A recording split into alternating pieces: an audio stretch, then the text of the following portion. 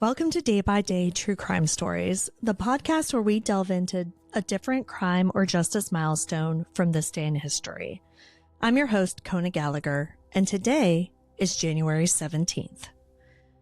On this day in 1969, two influential leaders of the Black Panther Party, Apprentice Bunchy Carter and John Huggins, were tragically assassinated on the UCLA campus. Their deaths shook the civil rights movement and exposed complex dynamics of activist organizations during that era. In today's episode, we're going to take a closer look at the lives of Carter and Huggins, the events surrounding their untimely deaths, the investigation that followed, and the broader implications, including the role of FBI's COINTELPRO program in exacerbating tensions within the Black liberation movement. Let's get started.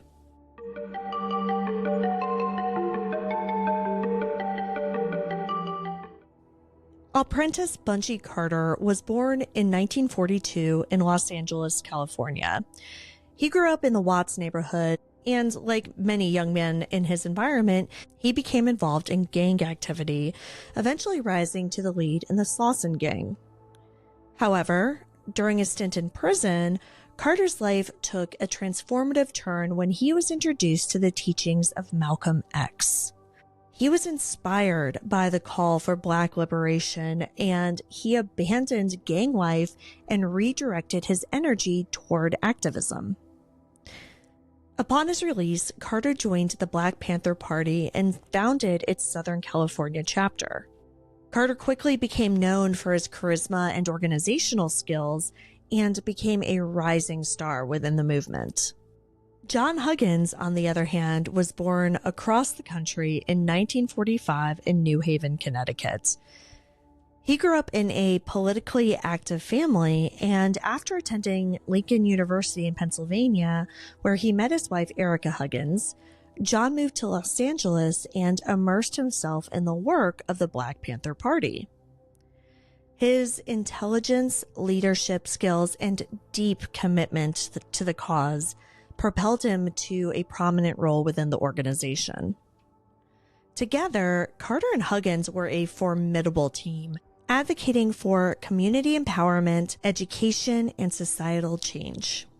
On January 17, 1969, Carter and Huggins were attending a meeting at UCLA's Campbell Hall to discuss plans for an Afro-American Studies Center. The meeting was organized by the Black Student Union and was meant to unite various factions of the Black Power movement and advance cultural opportunities for Black students.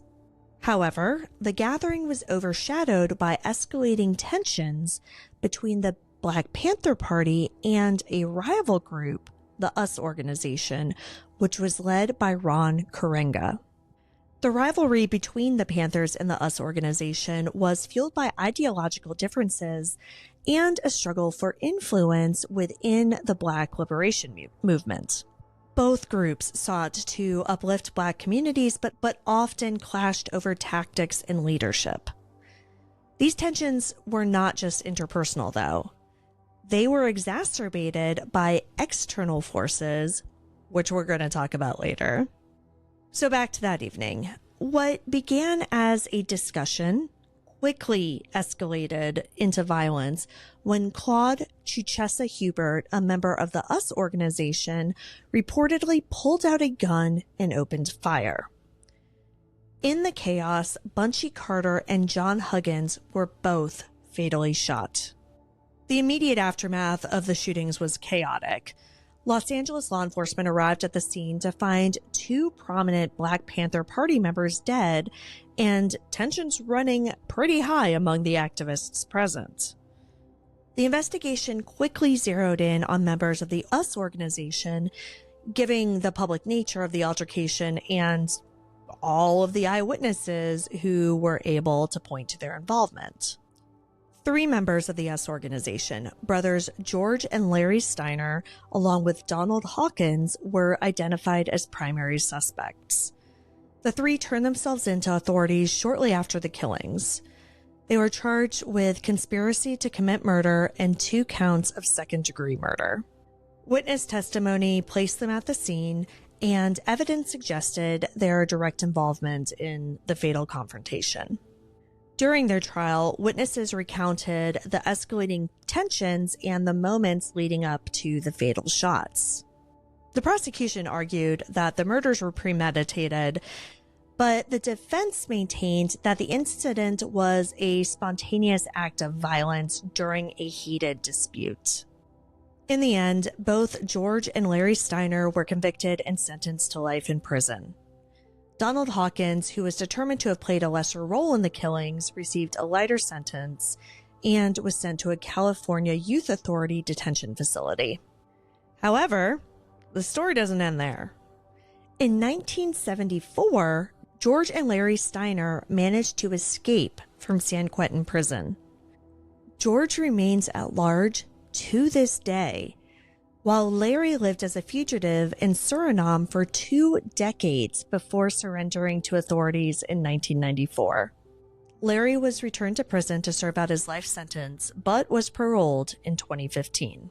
Meanwhile, Claude Chichesa Hubert, the alleged trigger man, vanished shortly after the incident and has never been apprehended. Now, the investigation, of course, focused on the individuals involved in the shootings, but that also wasn't the whole story. Subsequent revelations highlight a more insidious factor at play: the FBI's counterintelligence program, or COINTELPRO. This covert operation, initiated in the 1950s, aimed to surveil, infiltrate, and disrupt organizations deemed to be subversive, including the Black Panther Party and other civil rights groups. Declassified documents revealed that the FBI's counterintelligence program had played a significant role in exacerbating tensions between the Black Panther Party and the US organization. Agents sent forged letters and fabricated cartoons to both groups designed to provoke hostility. These letters were written to appear as though they were authored by members of the rival group and contained inflammatory language and threats, which just grew the mistrust between the two groups and ultimately incited violence. Just to give you an example, one letter suggested that the US organization was planning to assassinate Panther leaders, while another falsely claimed that the Panthers were targeting Karenga and his followers. So the FBI was literally just fabricating issues to play these two groups off of each other. The Church Committee hearings of 1975 exposed COINTELPRO's role in manipulating and destabilizing activist organizations. Former Panther leaders described these tactics as a deliberate divide and conquer strategy that fractured the Black liberation movement and weakened its impact.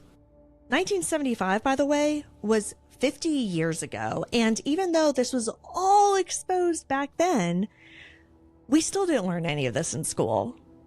The assassinations of Bunchy, Carter, and John Huggins were a devastating blow to the Black Panther Party, as well as the broader Black liberation movement, which was the point.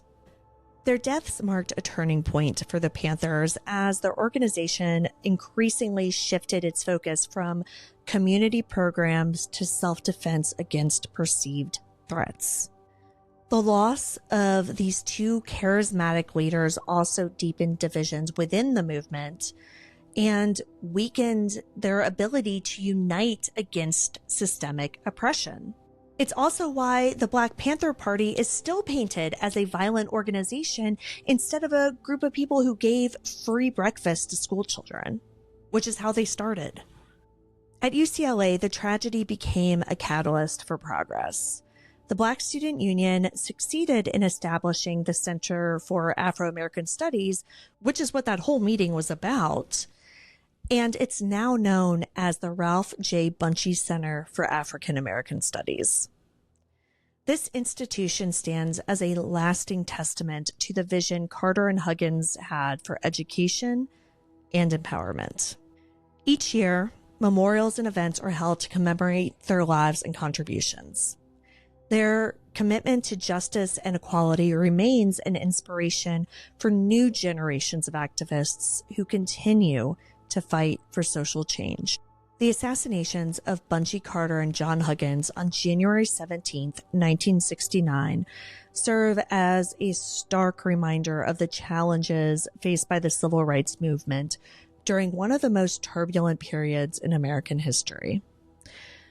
Their dedication to the struggle for equality left an indelible mark on the movement, and their legacies continue to inspire efforts toward justice and empowerment. Thank you for joining me on today's episode of Day by Day True Crime Stories. If you found this story compelling, please subscribe, rate, and review our podcast. And be sure to join me again tomorrow as we explore another significant event in true crime history. Stay safe, and remember that behind every headline is a life worth remembering. Day by Day True Crime Stories is a Little Monster production. Hey, you can do it!